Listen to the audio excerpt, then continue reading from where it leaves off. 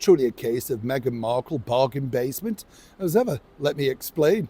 Morning, lovely to see you. And as ever, thank you for taking the time out to join me today. It is appreciated, one and all. We'll have a quick wave. How are you? I'm doing this between showers. Not me showering, but you know, the London showers. We've got, I think we've got April showers early now, you know what I mean? You just kind of wonder, don't you? When you step out, what sort of clothing should you take, you know? Don't like taking a brolly though, do you? It gets on your nerves because you've got to fold it up all the time. It's not a good look, is it?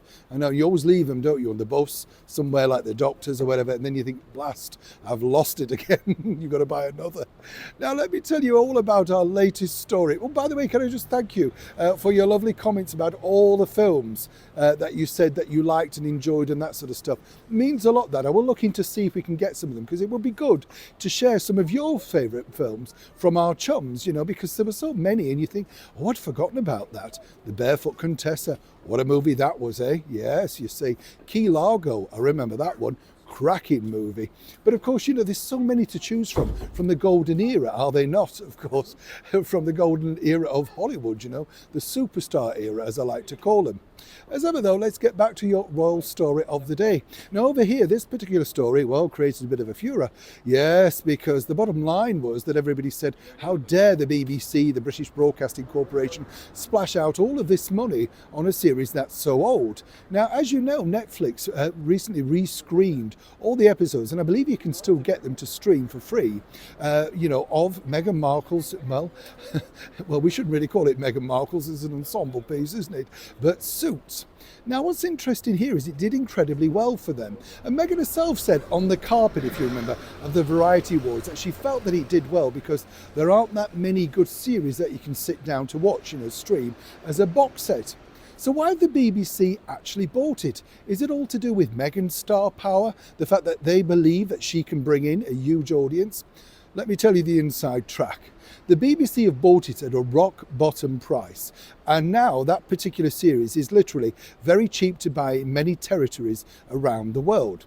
But there's a deal sort of attached to it. You see, as we now know, NBC Universal are going to be remaking the show for a few specials, not starring Meghan Markle. Let's point that out. But the other side of the coin is, you see, what they hope to do is, the BBC, if they screen this series, which they plan to do on their streaming service iPlayer, they can see whether this would actually get an audience. And more importantly, should they then invest possibly big money into the reboot of Suits, as I say, via NBC Universal. Now, lots riding on this show because, and as I said to you before, I think it will do relatively well. They can trade on Meghan's name for quite a while, you know, that's what they'll probably intend to do. Even though, as we know, she wouldn't have minded to become some kind of executive producer attached to that particular new series. I kid you not. But what I also found fascinating is the fact that, of course, the BBC in their infinite wisdom think that this literally will still get them some viewers on iPlayer. I would suspect that if most people wanted to watch this original series, they would have already seen it via Netflix. But, you know, as I say, it's very cheap to buy now and virtually in the public domain. So for everybody thinking that this is a massive comeback associated with Meghan and the BBC, truly do think again. Yes, she will pick up some residuals and that could be, you know, relatively okay, but certainly not enough money to keep the lifestyle that she's now become accustomed inside, of course, that Montecito mansion.